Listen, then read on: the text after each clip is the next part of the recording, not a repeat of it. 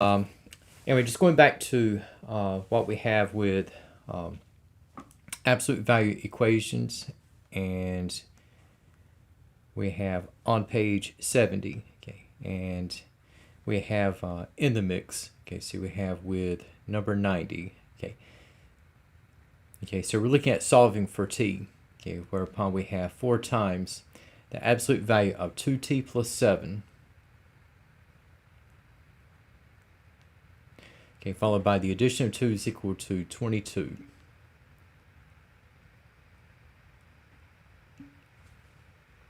Okay, so looking at what we have in the setup, okay, so if I take 2 away from both sides, and again, I'm going to isolate the absolute value of 2t plus 7, and again with the grouping symbols that denote absolute value, I cannot treat as I would brackets or parentheses. So I'm not going to distribute 4 over all of 2t plus 7. So working around the absolute value term, so we have 4 times, okay, the absolute value of 2t plus 7, okay, is equal to 20.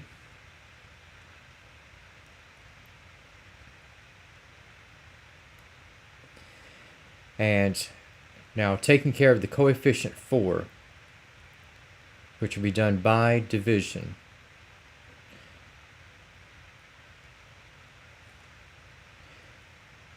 And we have in the process, so the left hand side becomes the absolute value of 2t plus 7, and 20 divided by 4, okay, so this is going to be 5. And so we're in the notation, okay, whereupon we have the absolute value of x, or I should say the format whereupon we have the absolute value of x is equal to k. Absolute value of x is represented by the absolute value of 2t plus 7, and k is represented by 5, and k should be a non-negative value, which 5 is going to be. And once I look at solving for t, as I take out the expression from the absolute value bars, again, 2t plus 7 is going to come out to 2 possible values, and it will be those amounts that will be 5 units away from 0, and those will be both positive and negative 5. Okay. So the values of t that will create a situation where 2t plus 7 is going to have an absolute value of 5, okay, they will stem from setting 2t plus 7 equal to negative 5 at the lower end, and 2t plus 7 equal to 5 on the upper.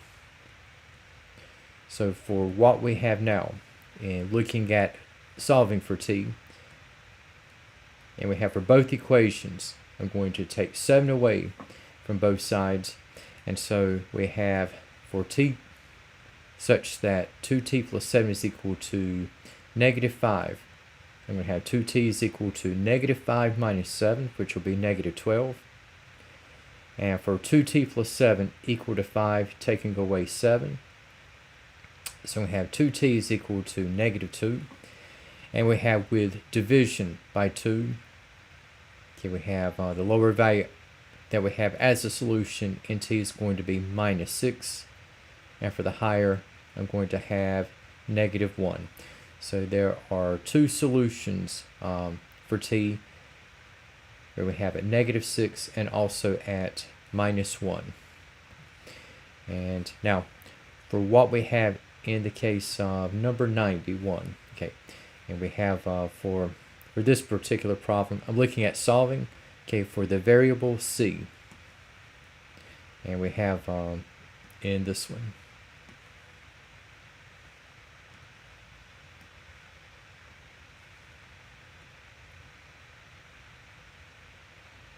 All right, so I have negative 3 is equal to the negative of the absolute value of c minus 7, followed by the addition of 1. And I'm going to isolate, okay, the absolute value of c minus 7. Okay, first of all, I'm going to undo the addition of 1 by moving 1 by subtracting. So here we have negative 3 minus 1 is equal to negative 4. And I have is equal to the negative of the absolute value of c minus 7.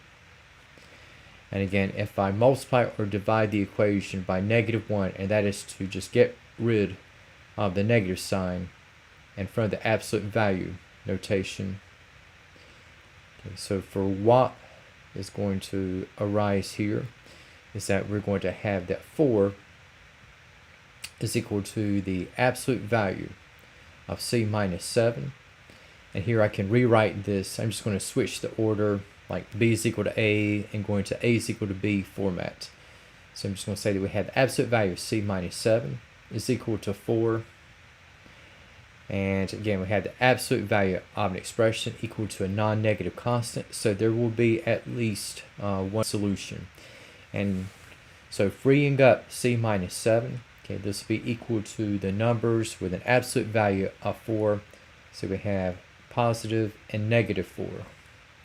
So we have with c minus 7 equal to negative 4, and also possibly c minus 7 equal to positive 4.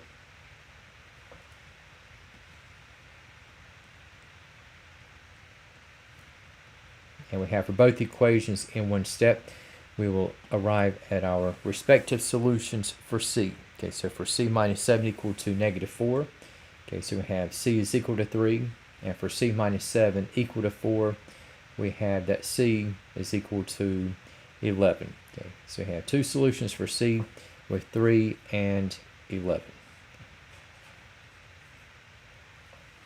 All right. In the case of what we have, okay, for number 93, okay, this time we have the variable y to solve for. And so for what we have in this equation,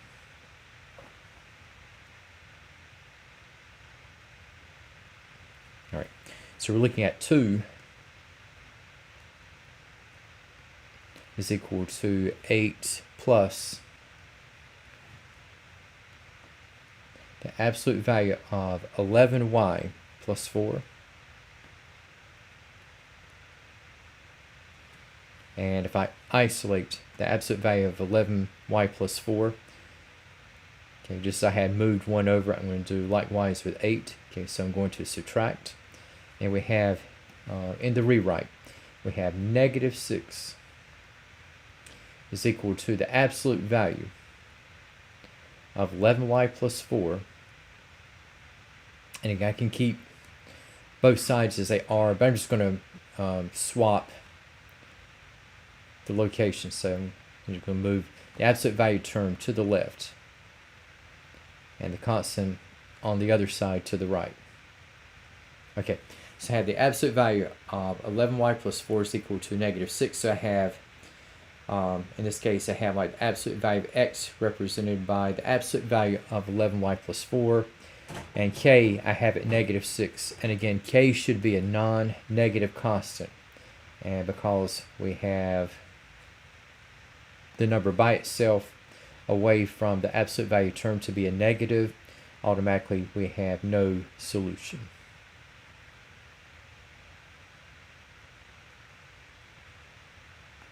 If I had 6 instead, again, I would be able to solve for y. But since we cannot have the result for an absolute value to reduce to a negative constant, okay, we have no solution. And in the case of what we have with number 94, we're looking at solving for z, whereupon we have 6 is equal to 7 plus the absolute value of 9z minus 3.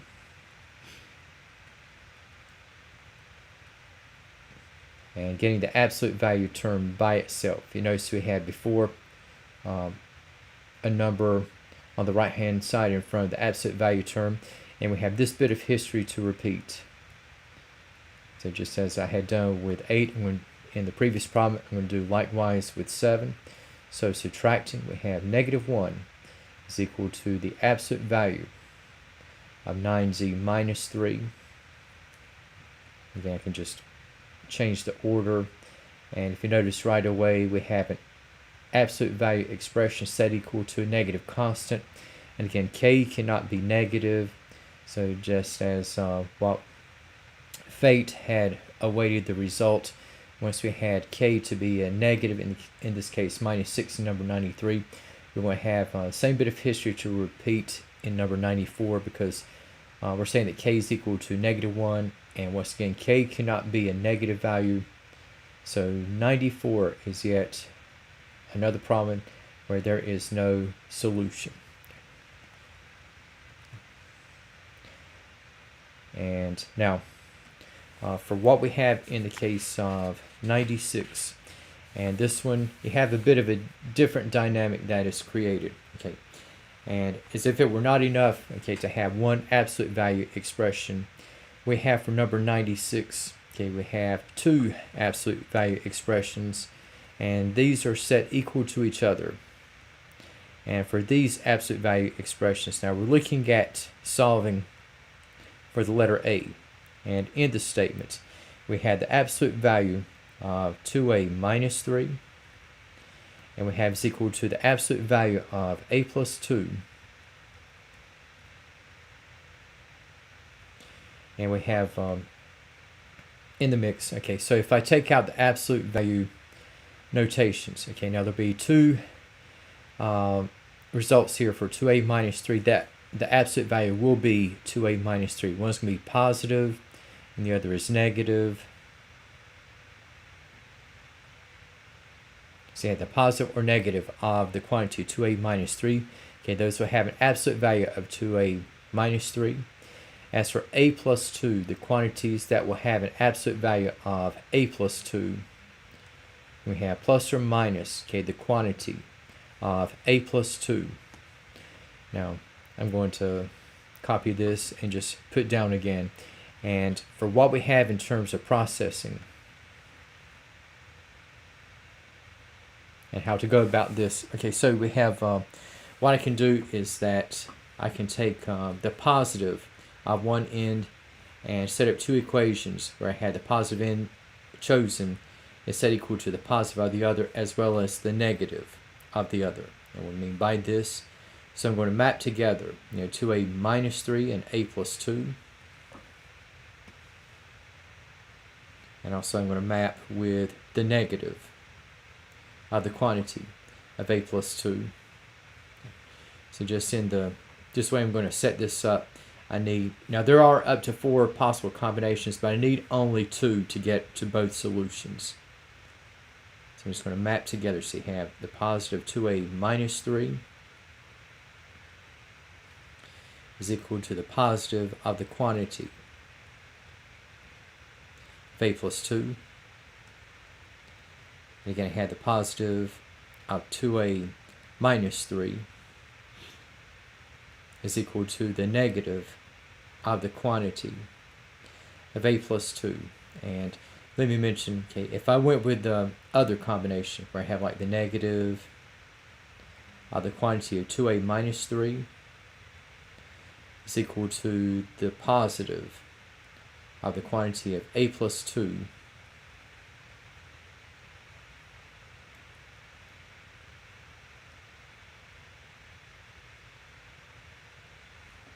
what I would have here is that you would have an element of redundancy. Now you could work all 4 of these out, but you would have an element of repetition.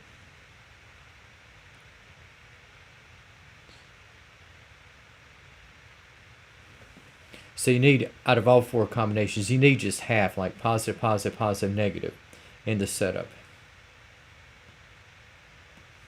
Okay. And so just working what we have here, and we have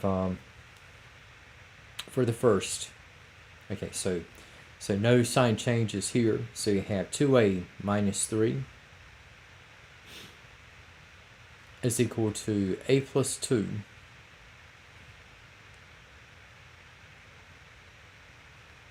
okay, so you have like terms on opposite sides, and here I can combine the terms in a,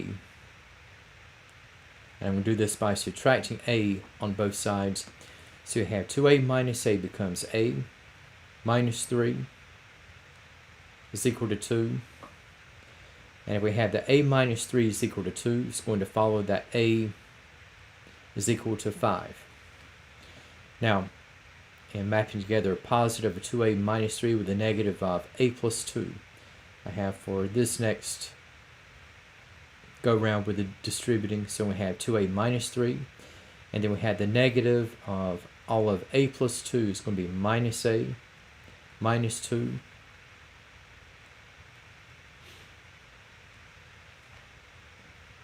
And so we have two sets of like terms, and if I combine what I have in the variable a, so I'm going to take out the smaller variable term, and this will be done by adding a to both ends. So we have 2a plus a is going to be 3a. We have minus 3 is equal to negative 2. And here we have a two-step linear equation. So if I add 3 to both sides, so we have that 3a is equal to 1, and we have a division by 3. Okay, a is going to come out to 1/3. And I can sort of check the results here. If a is at 5, 2 times 5 is 10, 10 minus 3 is 7. And the absolute value of 7 is 7. And the right hand side we have 5 plus 2 is 7. Absolute value is also at 7. So we have 7 is equal to 7. So 5 checks out. Now for 1/3, okay, 1/3 plus 2. Think of like 1/3 plus 6/3 makes 7/3. Absolute value of 7/3 remains at 7/3. Now for the left hand side, you got 2 times 1/3 is 2/3. And I'm taking away 3.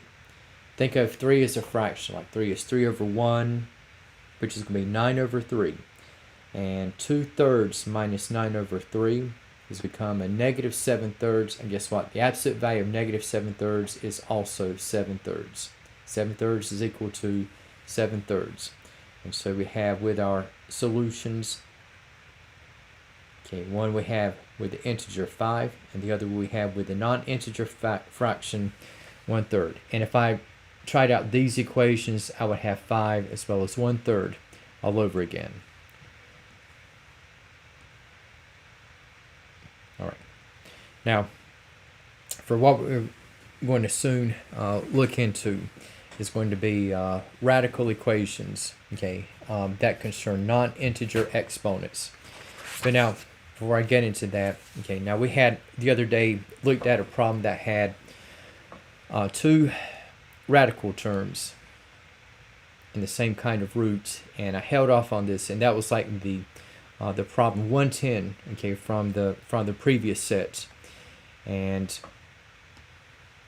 I'm kind of use this as kind of a bridge to our next topic, and just kind of going back. So we have with what was the square root of d plus 4. And we have minus, okay, the square root of 6 plus 2d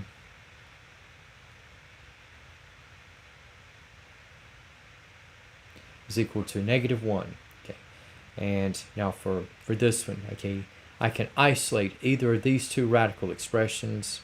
In this case, I'm just going to isolate the square root of d plus 4. So I'm going to add the square root of 6 plus 2d to both sides.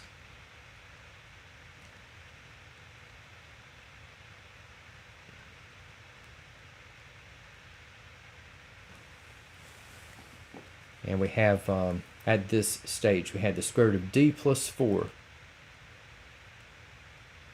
by itself. And we have is equal to negative 1 plus the square root of 6 plus 2d. Okay, now I'm going to free up d plus 4 from the square root upon taking the square of both sides.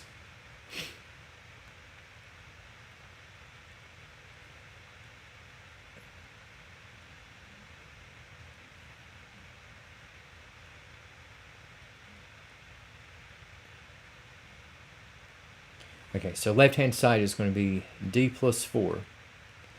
And for what I'm going to have to the right, okay, so you have negative 1 plus the square root of 6 plus 2d times itself.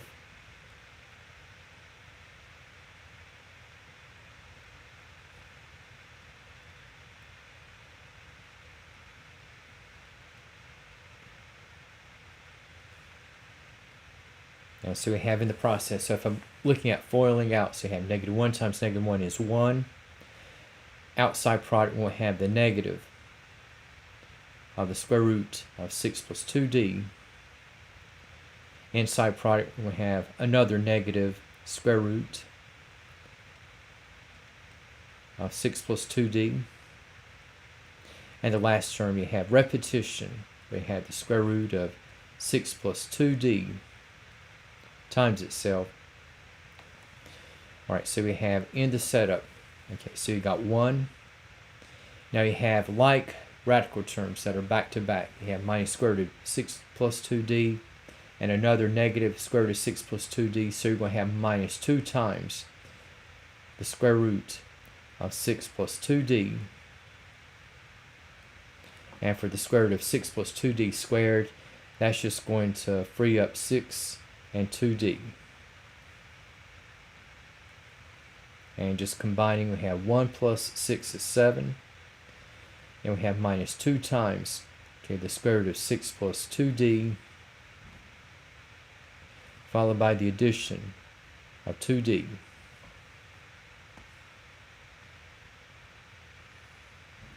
Okay, and so just situating what I have over on the right hand side of the equation.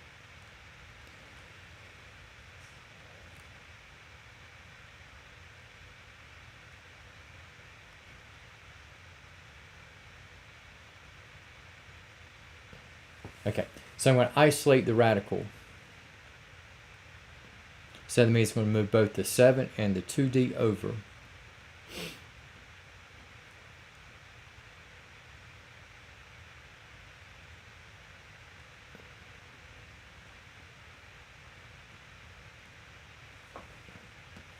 Okay, so I'm taking 7 out. And also taking care of the 2d. So if I subtract, we have d minus 2d becomes negative d. 4 minus 7 is negative 3. Okay, it's equal to negative 2 times the square root of 6 plus 2d. And again, if I multiply or divide by negative 1,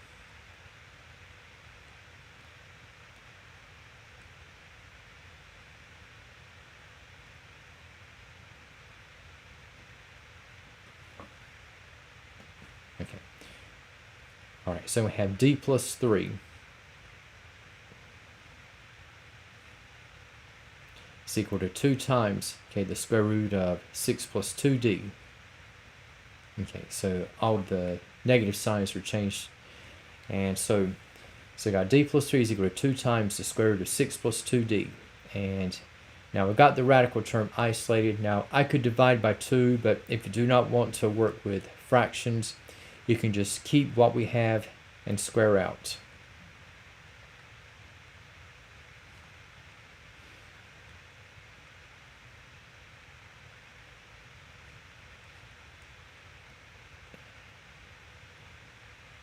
Okay, now for d plus 3 quantity squared, again, if I FOIL out d plus 3 times itself, again, we have d squared, and then we'll have for the outside and inside products each at 3d, then we'll add up to 6d, and then we have plus 9.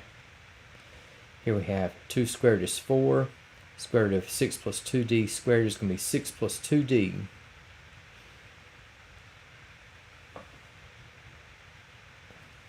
And we have with the distribution, so you have d squared plus 6d plus 9 is equal to, and we have 24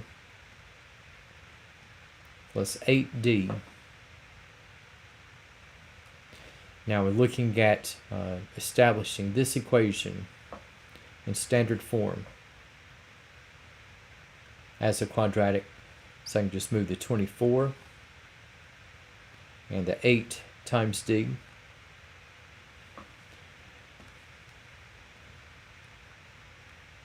So we have d squared minus 2d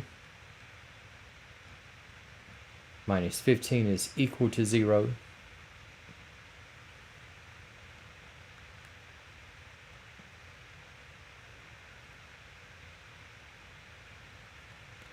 And we have upon factoring, okay, so the quantity of d plus 3 times that of d minus 5 is equal to 0. And in drawing up, okay, the apparent solutions upon once again utilizing the zero product property, if I have d plus 3 is equal to 0, okay, so I have d is equal to negative 3. If d minus 5 is equal to 0, okay, so we have that d is equal to 5. Okay. So just looking at what we have in the mix, let's see if I can.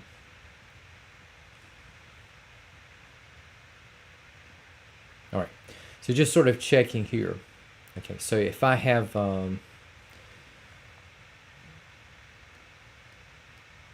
if I were to check d equal to negative 3, so just think of it like this. You got with d at negative 3, so we have in our original equation negative 3 plus 4 is 1. And you got minus the square root. Now 2 times negative 3 is negative 6, plus 6 is 0. Square root of 1 is only 1. Square root of 0 is 0. And if I set d to negative 3, ultimately I'm trying to say that 1 is equal to negative 1, which it is not. So negative 3 is going to strike out. Now if I check d is equal to 5, okay, so you got 5 plus 4 is 9.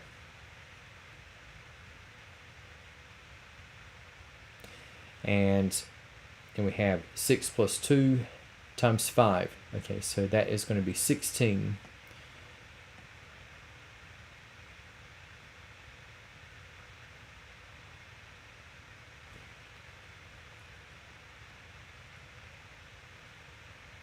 And square root of 9 is 3. And you got minus, now the square root of 16 is 4.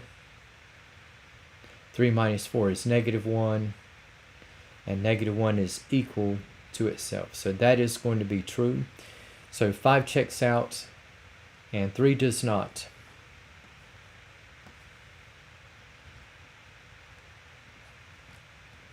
So for this equation, okay, that we have in D, we have one solution, and that is going to be at D is equal to 5.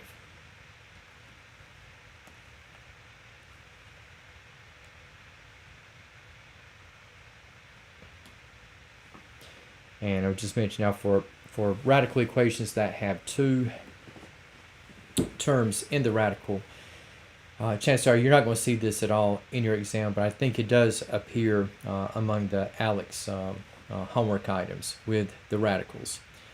And now, yeah, very tedious, painstaking problem, to say the least. Now, for what we have in the crossover, and I kind of use this as a bit of a segue to our other types of equations we have coming up, and this will be for what we have in the case of equations with non-integer exponents.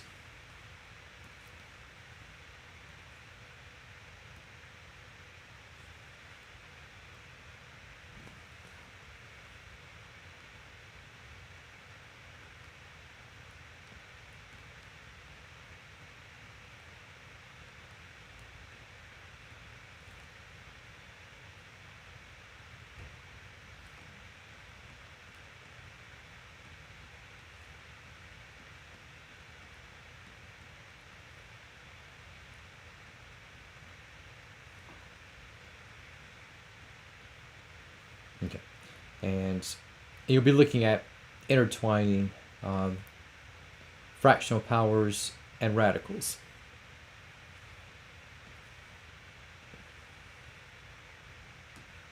And an overarching rule of thumb, okay, so if you have a base to a fractional power, so you have a to the m over n, that is going to be equal to the nth root of a to the m. Okay, so for fractional powers, okay, the denominator defines what kind of radical it is going to be. And let's say that just taking for what we have among the examples here, going from, let's say, from exponent to radical. If we have something like x to the 3/2.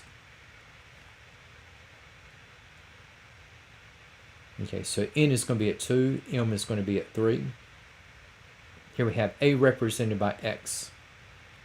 So you have like the second root of x to the third. And again, you'll see in most books anyway, you'll see it's just the square root of x cubed. And if I have, something like y to the 7/3. So here we have 3 at n, and this signals that the type of radical we are dealing with is going to be a cubic root. And we have for a to the m, that is going to be y to the 7th. So we have the cubic root of y to the 7th. And let's say if I have something like z to the 5/6. So the type of radical is going to be a 6th root. And we're looking at that of z to the 5th. Okay. Now, on with equations with non-integer exponents. And let's say if we are looking at solving for x.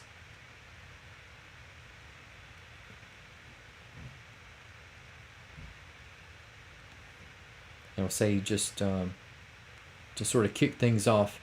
Okay, if I'm looking at x raised to the 1/2 power is equal to 8. Okay, so I have x to the 1/2 power is equal to 8. Okay, and if I write the x to the 1/2, okay, as a radical. Okay, so again, just kind of repeating here. So I have the second root of x to the 1st is equal to 8. Okay, so that's just the square root of x is equal to 8. All right, now here we have an even root radical expression, and again, an even root radical cannot reduce to a negative constant on the basis of the principal square root rule. Okay, and here we have a positive 8, so we can proceed to solve for x. So I can take care of the square root upon squaring both sides. Square root of x squared becomes x, and 8 squared becomes 64.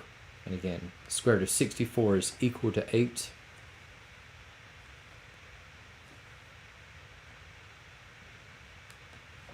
And if you were to test out, I'm just going to mention right quickly, if you have like 64, and I know with a lot of the TI models and those of other calculator brands that if you have like 64 and you're looking at raising to the 1/2, do not forget to put fractional powers in parentheses. If you don't, you're going to get an entirely different readout. So for 64 to the 1/2, that should come out to 8. All right. And let's say that if I have, let's say we have, for instance, if I have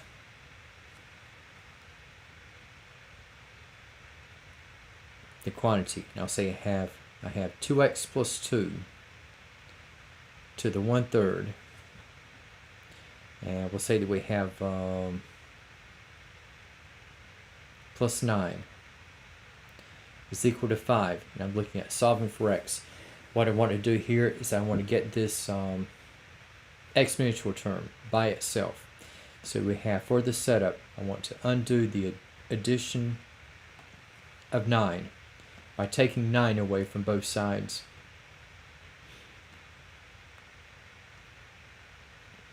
So I have 2x plus 2 to the 1/3.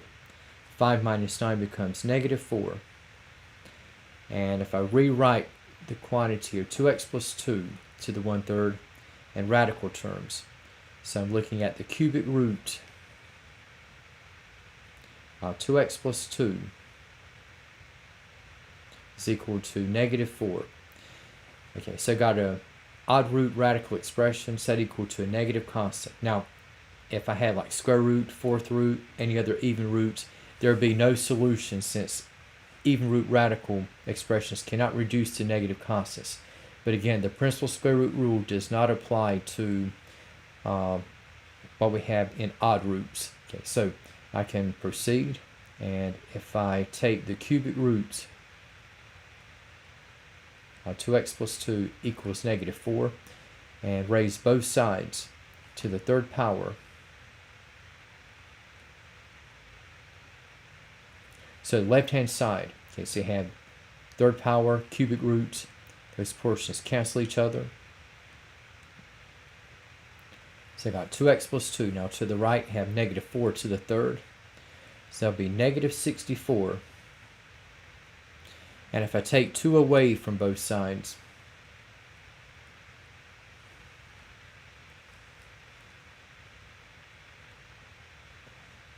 so I have 2x is equal to -64 minus 2. -64 minus 2 becomes -66. And so we have here that x is equal to -33.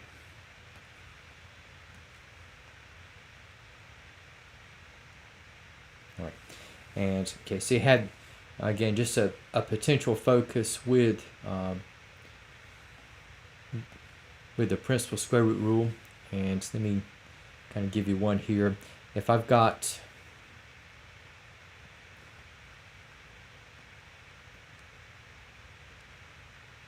say if I have x minus 5, and we'll say that we have to the 3 halves plus 9 is equal to 2, and I want to get the expression that we have in the variable by itself. So taking 9 away from both sides, say here I have x minus 5 to the 3 halves is equal to -7. Okay, so far so good. But now as I'm looking at converting from non-integer exponent to a radical,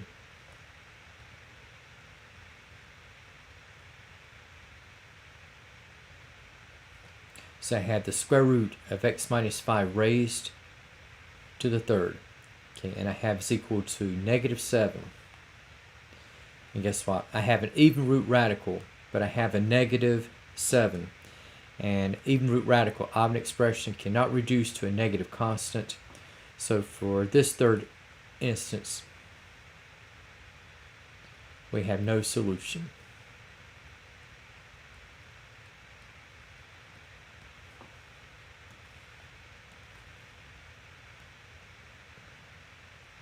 Okay, now special dynamic, okay, that we have here.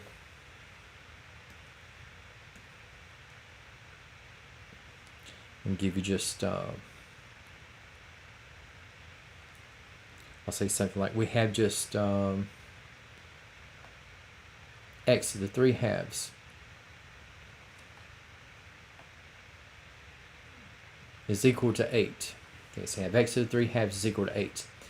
And if I translate what I have here in x in radical terms, so again, this is going to be the square root of x to the third is equal to 8. Okay, so I got x cubed within a square root. Now, the work can start to get a bit crowded.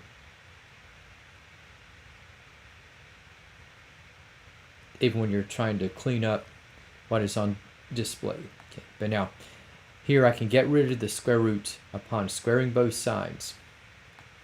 So left-hand side, okay, now the square root and the square cancel each other out. So left-hand side becomes x to the third. And for 8 squared becomes 64.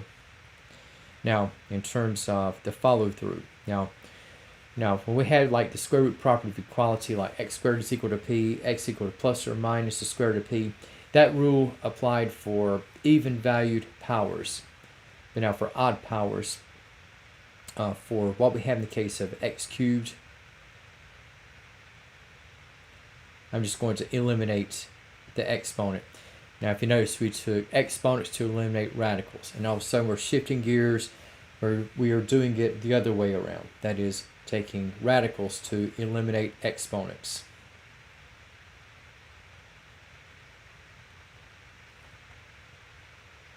So it's almost like jerking motion, just kind of twist and turn. And here we have for the cubic root of x to the third. Okay, so this will go to x, and for the cubic root of 64. Okay, now 64, special kind of number that is both a perfect square and a perfect cube. Okay, and 8 times 8 is 64, and that number times itself, that would give you 64, is going to be at 4. Okay, so we have, and again, just going back, you have an even root radical expression that reduces to a positive constant. So there was going to be a solution for x, and again, that value comes out to 4. All right, and now, in case we have now, it's going to be where the square root property of equality can come in, and say if we have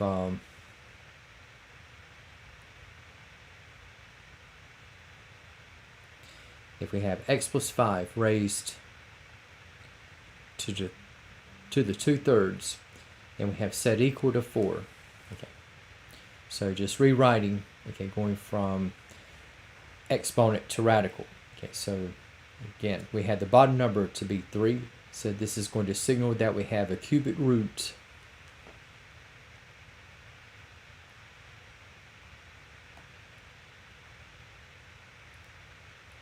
so the cubic root of the square of x plus 5, okay, is equal to 4. Okay. And again, just as I squared to get rid of a square root, and I'm going to cube both sides of the equation to get rid of the cubic root.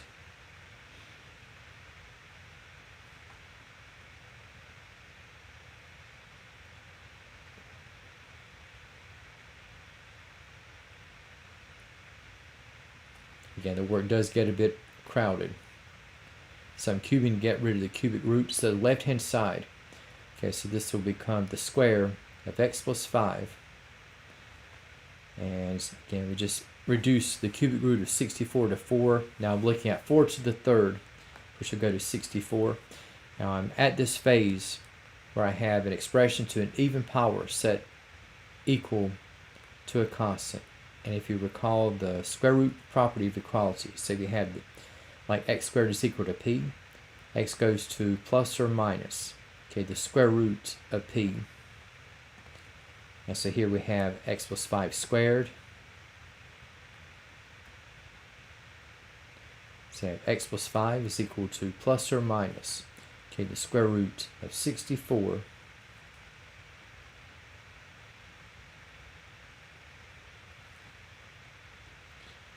and we have plus or minus 8, and setting x plus 5 equal to negative 8 as well as positive 8. And we have in both equations, we'll be looking at getting x by itself upon taking 5 away from both sides. And so for x plus 5 equal to negative 8, x will be negative 8 minus 5, which is going to be negative 13.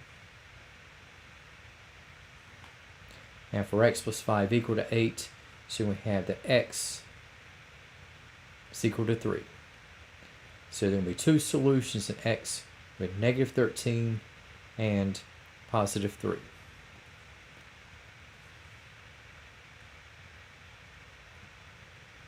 All right.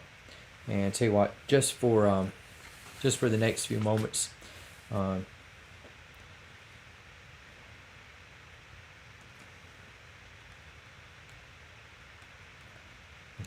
So let's see what we get with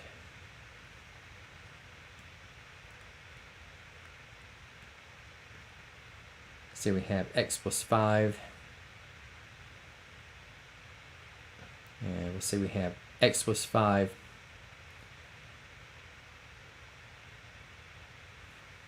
to the 2/3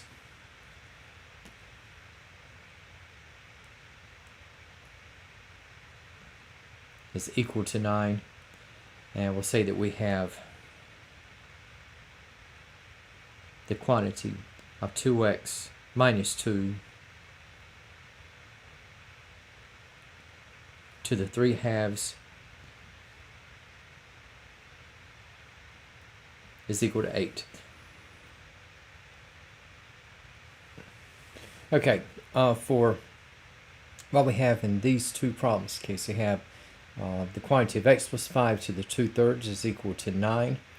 And now just rewriting what we have here as a radical. Okay, so you have the cubic root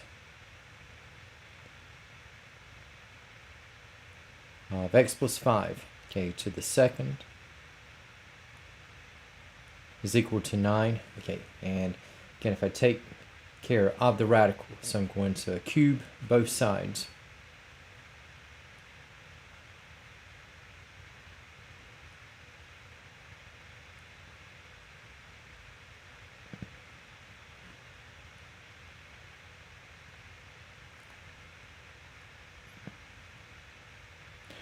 Alright, so if I cube, so I'm going to have to the left, I'm going to have x plus 5 squared, and 9 to the third. 9 to the third is going to be 9 times 9 times 9, which would be 729.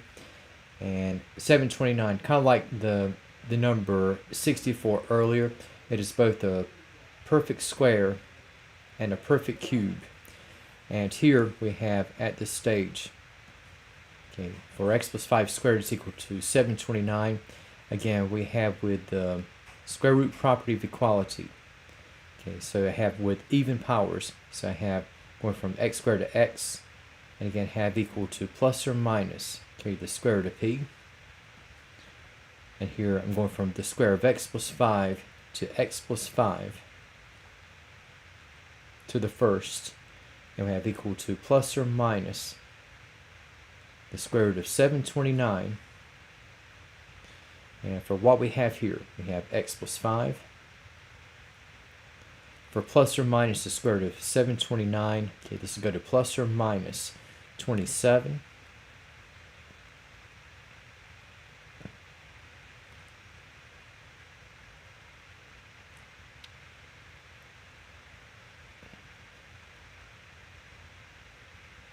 Okay, and so if I isolate what I have in x for both equations, so I'm going to take 5 away from both sides. So we have x equal to, now negative 27 minus 5 becomes negative 32. And for x plus 5 equal to 27, okay, so you're going to have the x is equal to 22. Okay, and so we have with our solutions, so we have negative 32 and positive 22. And I'm just going to restate, okay, since I had the cubic roots, okay, there was really no issue of whether the constant on the other side is positive or negative. Okay. Now for what we have in the next case, we have the quantity of 2x minus 2 to the 3 halves is equal to 8. And if I go from, again, exponent to radicals, now, so we have the square root of 2x minus 2 to the third, okay, is equal to 8. Now we've got the square root of an expression to reduce to 8, which is not negative, so I can proceed.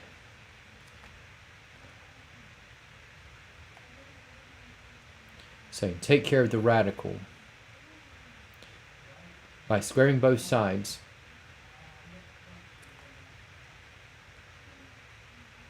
Okay, so for what I have to the left, okay, so this is going to be the cube of the quantity of 2x minus 2. And 8 squared is going to be 64. Okay, and again, alright, so I just square to get rid of the square root. And now at this stage, with what is freed up with the cube of the quantity of 2x minus 2, I'm now going to take the cubic root to undo the exponent.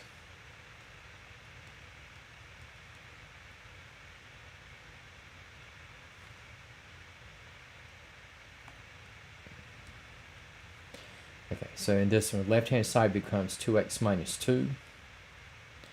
And the cubic root of 64, okay, so that will be 4. And so for what I have in x, okay, so if I add 2 to both ends, So I will have 2x is equal to 6. And with division by 2, so we have one solution for x, and that is going to be 3.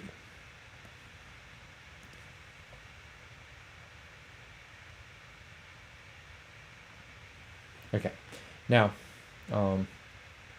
looking at what we have in the problems, okay, from what we had from page 70. Okay, so we have with number 115, and we have in this case just looking at equations with non-integer exponents. And for the trio, okay, the last one I do want to mention is going to involve a special case, especially where radical reduction is concerned.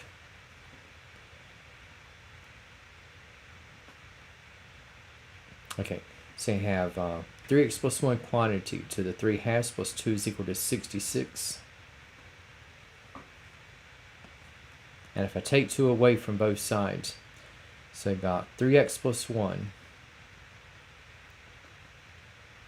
to the 3 halves, okay, and we have 66 minus 2 is 64.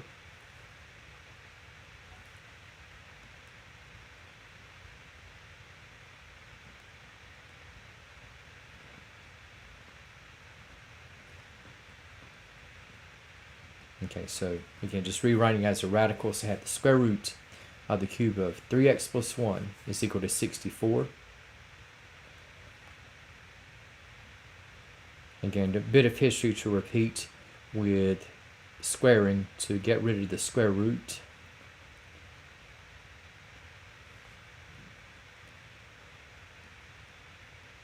Okay, so left-hand side, okay, so this will become the cube of the quantity of 3x plus 1,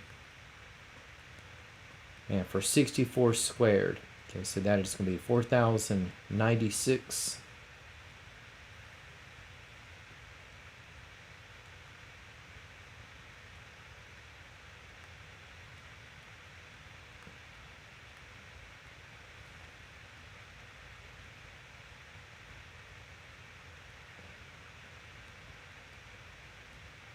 Okay, so for what I have on the left, okay, so I have 3x plus 1 is equal to, and 4,096, okay, just like 64 and 729 from earlier. Okay, we have 4,096 is both a perfect square and a perfect cube. Square root of 4096 is 64, but now the cubic root is going to be 16.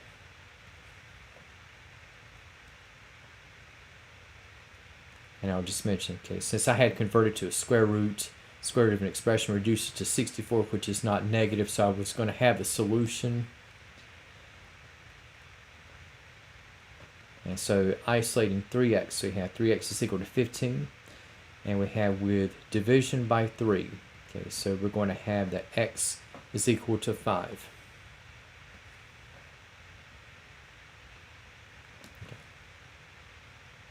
And for what we have in the case of 116,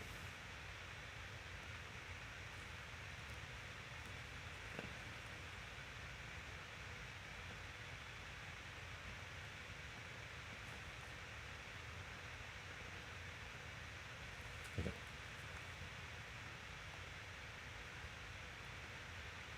So you have the quantity of 2x minus 1 to the 3 halves. Minus 3 is equal to 122.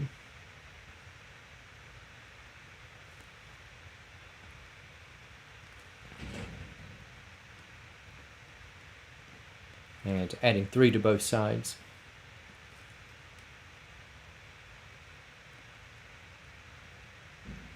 So have the quantity of 2x minus 1 to the 3 halves. Okay, so that is equal to 125.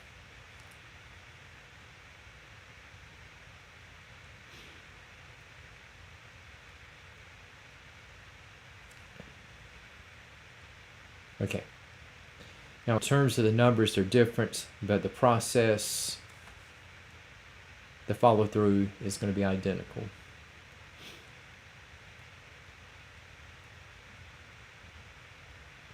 Okay, so we're looking at squaring both sides.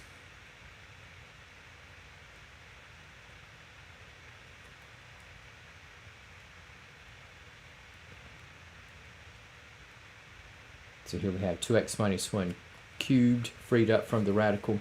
125 squared. Yes, we have a really big number with 15,625.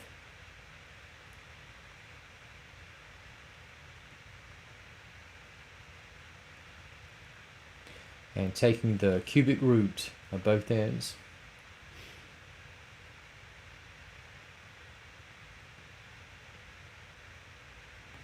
Okay, so here we'll have 2x minus 1 freed up from the exponent after taking the cubic root, just like 3x plus 1 was freed up. And for the cubic root of 15,625, have another number, both a perfect square and a perfect cube. And the cubic root is going to be 25.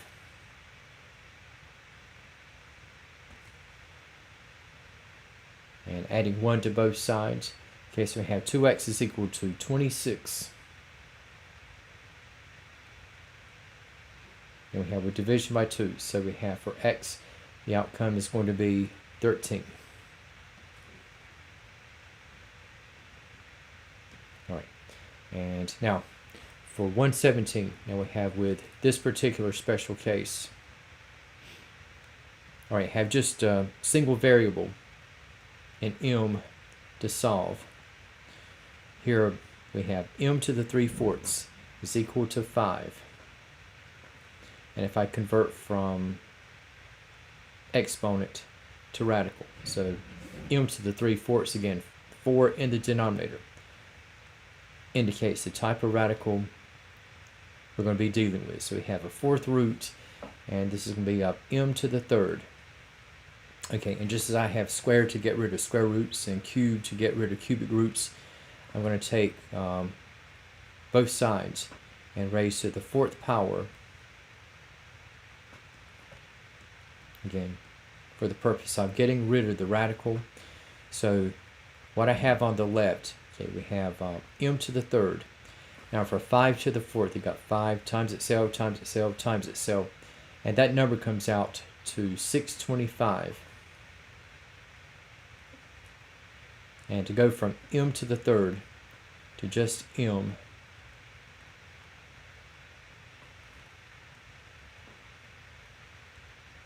so we're going to be taking the cubic roots of the terms in the equation. So we have left-hand side becomes m,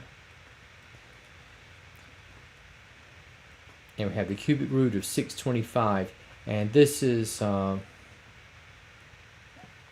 radical that can be reduced. And I'm just kind of show you what we have here. In the perfect cubes,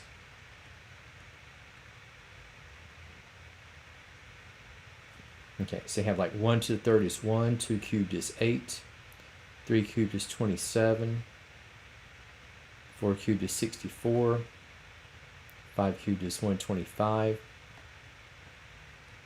We got 6 cubed, 7 cubed, and like 8 cubed, 8 times itself becomes 512. And 9, which we have dealt with in its cube, we have it 729. And we have for 10 to the 3rd case, so that's going to be 1000.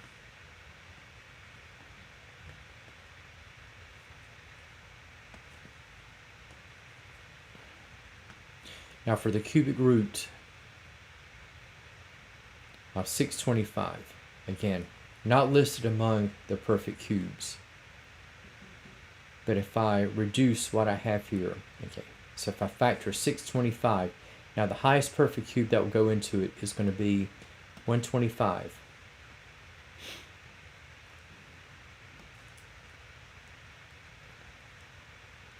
So I got the cubic root of 125 times 5.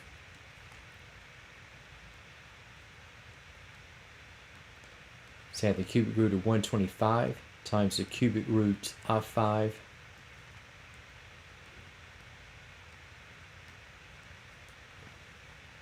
And so for the end result here, for m, so we have cubic root of 625, and again this would translate to 5 times, okay, the cubic root of 5.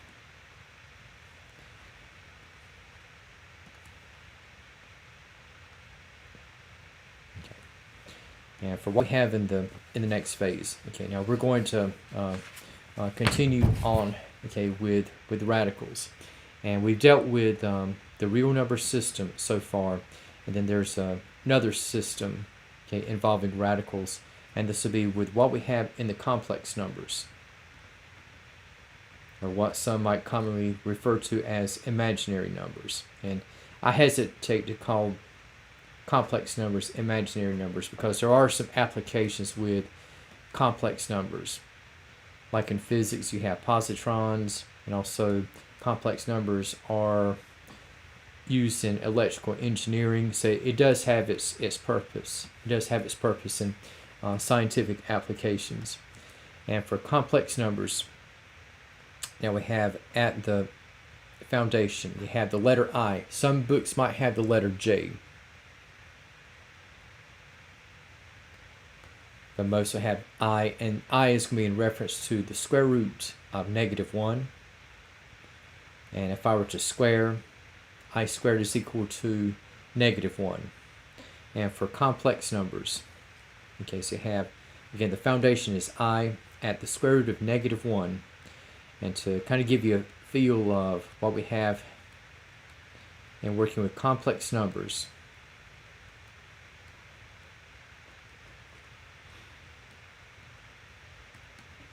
and we have for expressing in terms of I, if you have, let's say, the square root of -25. Okay, and if I were to branch out, okay, now we got the square root of 25 times -1, and you can separate, say we had the square root of 25 times the square root of -1. Now the square root of 25 is going to be 5. Now again, the square root of -1 is going to be I, and guess what? The square root of -25 is going to become 5i. And let's say if we have something like the square root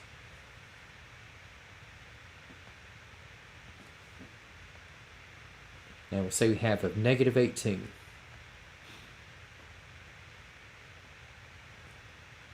Okay, 18 is not a perfect square number, but it is reducible.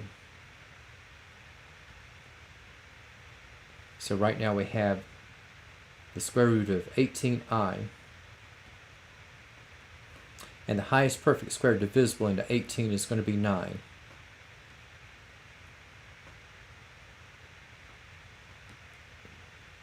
And the square root of 9 is 3. We have times the square root of 2, and we have times I. And some like to write everything in front of the radical, so this could also potentially be expressed as 3i times, okay, the square root of 2.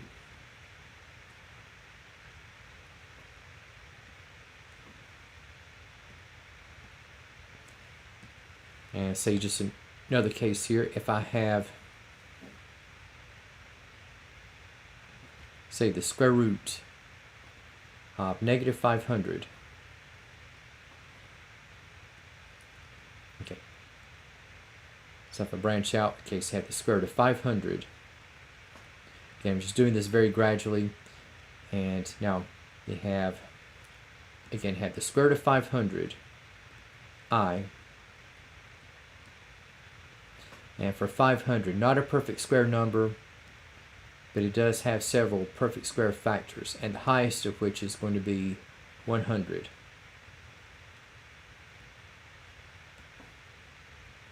So here, square root of 100 becomes 10. We have times the square root of 5 times I.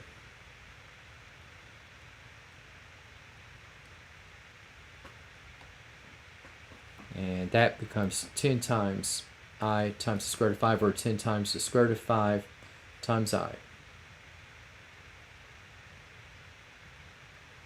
And where this I squared expression is going to come in, it's going to mention, okay, now the standard form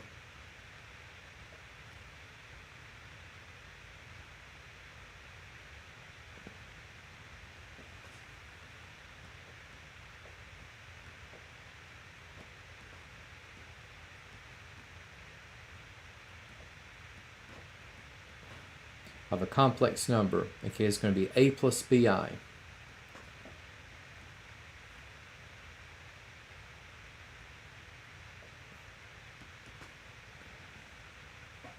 And let's say that if we have, so again, you have at the foundation, okay, so you have I is equal to the square root of -1.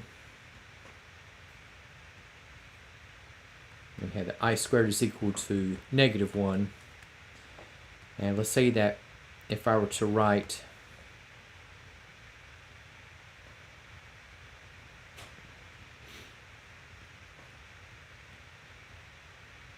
the results in a plus bi form,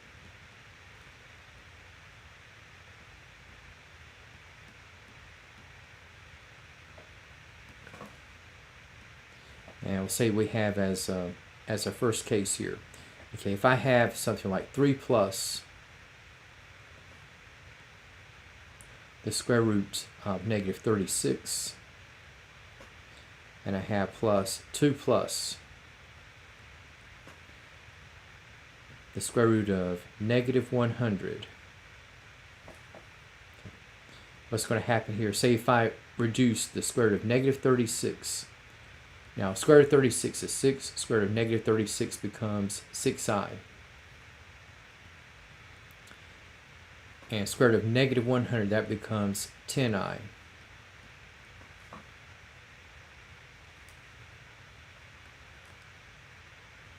And once I remove parentheses, so we have 3 plus 6i plus 2 plus 10i. And 3 plus 2 is 5. And 6i plus 10i, this is going to make 16i.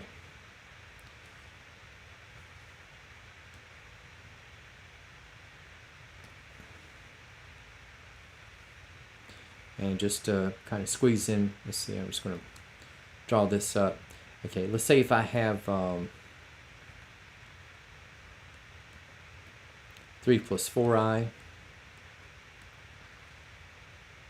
times 2 minus 3i. Okay, if I FOIL out, I got 6. 3 times -3i is a -9i. Inside product becomes an 8i. 4i times -3i is going to be a -12i squared. And again, I squared is equal to -1.